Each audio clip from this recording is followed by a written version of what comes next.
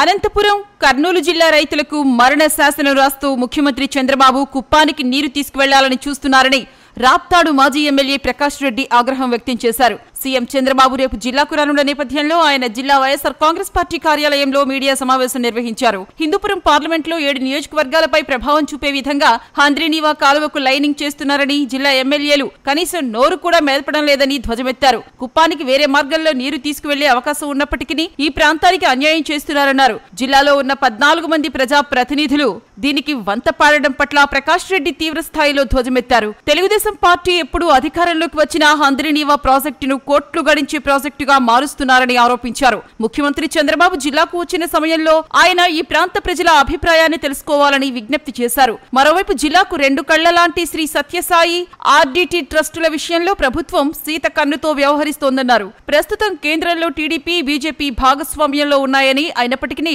ఆర్డీటీకి FCRA renewal చేయకపోవడం వెనుక ఆంతర్యమని ప్రశ్నించారు. జిల్లాకు ఎన్నో సేవలు అందిస్తున్న ఆర్డీటీని కాపాడుకోకపోతే భవిష్యత్తులో జిల్లాకు తీవ్ర అన్యాయం జరుగుతుందన్నారు. ఈ విషయంపై ముఖ్యమంత్రి చంద్రబాబు స్పష్టత ఇవ్వాలని డిమాండ్ చేశారు. దేశంలోనూ మరియు పాక్ ఆక్రమిత కాశ్మీర్ ప్రాంతంలోనూ ఉన్నటువంటి టెర్రరిస్టు స్థావరాలపై దాడులు చేస్తున్నటువంటి భారత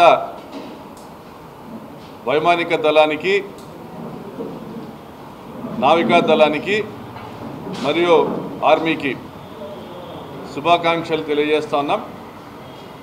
కేంద్ర ప్రభుత్వానికి సంపూర్ణ మద్దతును ప్రకటిస్తా ఉన్నాం. ఈ జిల్లాకు నష్టం కలిగించే విధంగా మీరు సాగునీటి రంగంలో ఈ జిల్లా భవిష్యత్తును ఆగమ గోచరం చేసే విధంగా మీరు చర్యలు తీసుకుని ఈరోజు వస్తూ ఉన్నారు.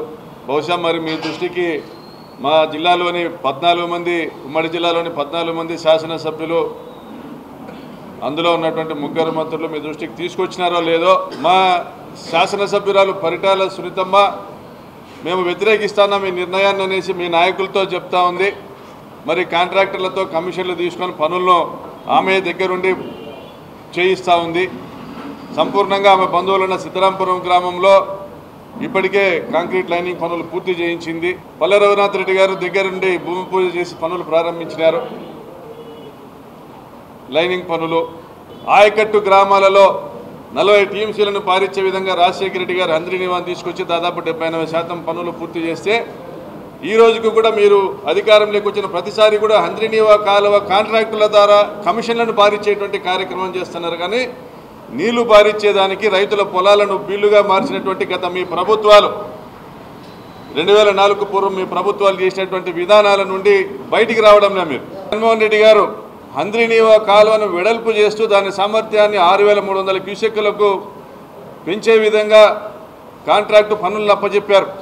మరి అవి చేపట్టాల్సిన బాధ్యత మీకు లేదా చంద్రబాబు నాయుడు గారు? మరి స్థానికంగా ఉన్నటువంటి మీ శాసనసభ్యులు కానీ, మంత్రులు కానీ మరి ఏం చేస్తూ ఉన్నారు అని ఈరోజు ప్రజలు ప్రశ్నిస్తూ ఉన్నారు.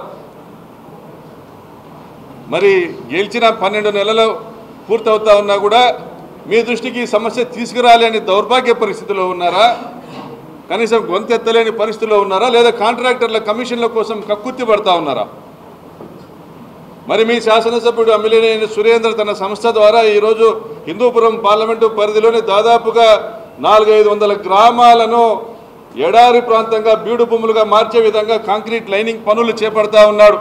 మరి మీ సురేంద్రకు తెలియదా? ఆయన నియోజకవర్గంలోని 114 చెరువులను నింపుతూ బీటీపీకి నీళ్లు ఇచ్చేటువంటి కాంట్రాక్టర్ ఆయన అయినప్పటికీ కూడా దానికి నిధులు తీసుకుని రాలేనటువంటి చౌట దద్దమ్మ పరిస్థితిలో ఉన్నాడు ఆయన. మరి ఇవ్వలేనటువంటి దౌర్భాగ్య పరిస్థితిలో మీరున్నారా? అంటే మేము మనుషులము కాదా? మావి ప్రాణాలు కాదా? భగవాన్ సత్యసాయిబాబా గారు కానీ, ఫాదర్ విన్సెంట్ ఫెర్రర్ గారు కానీ ఈ జిల్లాలోని ప్రతి ఒక్కరికి కూడా ఆదర్శనీయ మూర్తులు, దైవాంశ సంభూతులుగా మేమందరం కూడా భావిస్తాం వాళ్ళిద్దరినీ కూడా. మరి ఈరోజు ఆర్టీటీ సంస్థను ఏర్పాటు చేసినటువంటి ఫెర్రర్ కుటుంబం ఈరోజు ఎవరైనా సాయం అడిగితే కన్నీళ్లు పెట్టుకునే పరిస్థితికి వచ్చింది. మీ బీజేపీ కూటమి ప్రభుత్వం వల్ల కేంద్రంలో, రాష్ట్రంలో మీరు అధికారంలో ఉన్నారు. బీజేపీ సహిత తెలుగుదేశం పార్టీ, జనసేన ప్రభుత్వం. మరి వారికి విదేశాల నుండి వచ్చే నిధులపైన ఆంక్షలు విధించడం ఏంది? పేదల కోసం సంవత్సరానికి 500 కోట్ల రూపాయలు ఖర్చు పెట్టేటువంటి ఆర్టీటీ సంస్థ గొంతు నొక్కడం ఏంది? పేదల కడుపు కొట్టడం కాదా అని ప్రశ్నిస్తా ఉన్నాం. సమీక్షించుకోండి. Helicopter case, helicopter Jaganmohan Reddy గారు హెలికాప్టర్లో దిగినాక వేలాదిగా ప్రజలు జగన్మోహన్ రెడ్డి గారి పైన అభిమానంతో హెలిప్యాడ్లోకి చొచ్చుకు రావడం జరిగింది పోలీసు వైఫల్యం వల్ల. మొన్న హైకోర్టులో జరిగిన ఆర్గ్యుమెంట్స్లో కూడా ప్రాసిక్యూషన్ వారి ఆరోపణలను తిప్పికొట్టింది శ్రీరామ్ గారు, అడ్వకేట్ జనరల్గా గతంలో పనిచేసినటువంటి మా అడ్వకేట్ శ్రీరామ్ గారు. ప్రభుత్వం ఎందుకుంది, హెలిప్యాడ్ నిర్వహించాల్సిన బాధ్యత ఎవరిది, బందోబస్తు ఏర్పాటు చేసినటువంటి బాధ్యత ఎవరిది, జిల్లా అధ్యక్షురాలు ఇచ్చిన 41 మంది లిస్టు పోలీసు యంత్రాంగానికి ఇచ్చింది ఎస్పీ గారికి. మీరందరినీ నియంత్రిస్తారు, ఈ 41 మందిని మాత్రం అనుమతించండి అని. మేము కోరింది ఆ 41 మందిని. మిగిలిన వాళ్ళందరూ వచ్చారంటే వైఫల్యం ప్రభుత్వాందిదా, పోలీసులదా, లేకపోతే మాదా? ఎత్తు ఏనిందంటే గాడిలో కట్టేయమని చెప్పినారంట గతంలో పెద్దలు. విజయ్ కుమార్ డిఎస్పీ గారు మాకు మైక్ ఇచ్చి ప్రజల్ని మేమందరూ, నేను రోడ్లో కూర్చుంటాను, మీరు కూడా రోడ్లో కూర్చోండి, అందరూ రాండి, హెలిప్యాడ్ మీదకి పోవద్దండి, హెలిప్యాడ్ మీదకి పోతే ల్యాండింగ్ అవ్వడం కష్టమవుతుందని నేను మాట్లాడిన వీడియోలు ఉన్నాయి, ఫోటోలు ఉన్నాయి. సాక్షి దినపత్రిక మరుసటి రోజే దాన్ని పబ్లిష్ చేసింది, సాక్షి టీవీలో వచ్చినాయి. మిగిలిన ఈ మధ్య బిగ్ టీవీ కూడా వేసినట్లుంది. మిగిలిన ఛానళ్ళు కూడా వాస్తవాల్ని ప్రజల దృష్టిలోకి తీసుకొని రావాలా. వాస్తవాల్ని మీరు కప్పేసి అబద్ధాలను ప్రచారం చేస్తే నగరా జనము పోరండి. పోలీసులు కదా బందోబస్తు చేయాల్సింది. ప్రకాష్ రెడ్డి ఏమన్నా జిల్లా ఎస్పీనో హోంమంత్రి కాదు కదా. చంద్రబాబు నాయుడు గారు హోంమంత్రి, అనిత గారు, చంద్రబాబు నాయుడు గారు ల్యాండ్ ఆర్డర్ చూస్తారు, ముఖ్యమంత్రి గారు, అనిత గారు హోంమంత్రి, జిల్లా ఎస్పీ గారు ఉన్నారు. వాళ్ళు చూడాల్సిన బాధ్యతలు కూడా మీ వైఫల్యం వల్ల మా జగనన్నకు ప్రాణహాని కలుగుతూ ఉందని మేమంతా గగ్గోలు పెడితే మా వైఎస్ఆర్ కాంగ్రెస్ పార్టీ కేంద్రం దృష్టికి, సుప్రీంకోర్టు దృష్టికి మా అధినాయకుని భద్రత గురించి మాట్లాడేటువంటి పరిస్థితి వస్తూ ఉంది. కాబట్టి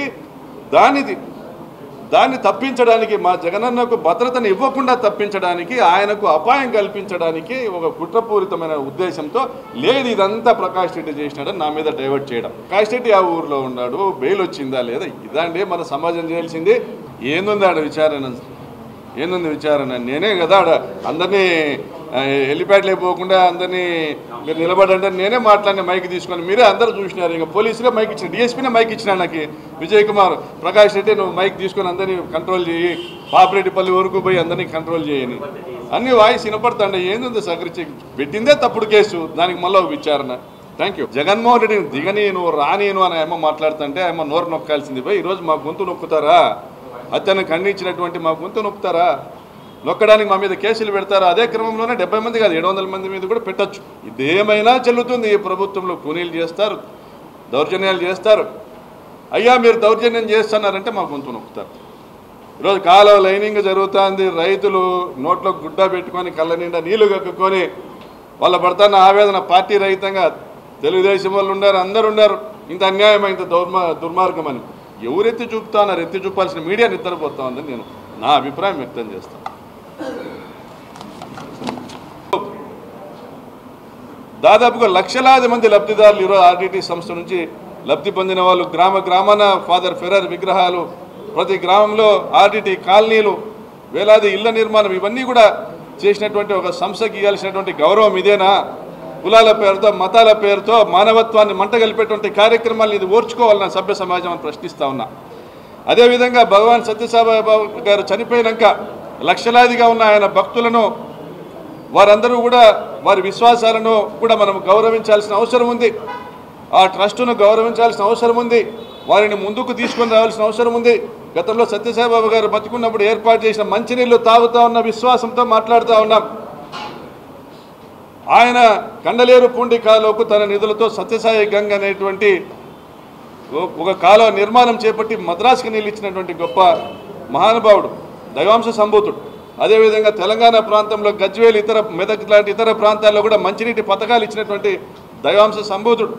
మరి ఆ ట్రస్టును మీరు విస్మరిస్తూ ఉన్నారు. ఆయనకున్నటువంటి గౌరవాన్ని తగ్గించేటువంటి కార్యక్రమాలు మీరు చేస్తూ ఉన్నారు. ఈ మధ్యనే చిక్బలాపూర్ దగ్గర ముద్దానహల్లి గ్రామం దగ్గర 1000 కోట్ల రూపాయలతో అతిపెద్ద సూపర్ స్పెషాలిటీ ఆసుపత్రి నిర్మించడం జరిగింది సత్యసాయిబాబా ట్రస్టు. మరి ఈ జిల్లా వాసి అయినటువంటి సత్యసాయిబాబా వారి కుటుంబాన్ని, ఆ ట్రస్టును మీరు ఎందుకు సంప్రదించడం లేదు? వారి ట్రస్టును, వారి భక్తులను ఎందుకు ఉపయోగించుకొని ఆ సేవలు ఈ జిల్లాకు తీసుకొని రాలేకపోతా ఉన్నారని నేను ప్రశ్నిస్తూ ఉన్నా.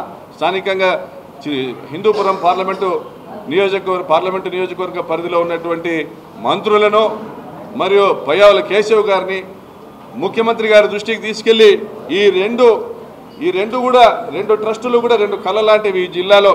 ఈ రెండు ట్రస్టులకు కూడా ప్రాణం పోయాల్సినటువంటి అవసరం ఉంది. వీరందరి సేవలు ప్రజలకు అందజేయాల్సినటువంటి అవసరం ఉందని తెలియజేస్తూ సెలవు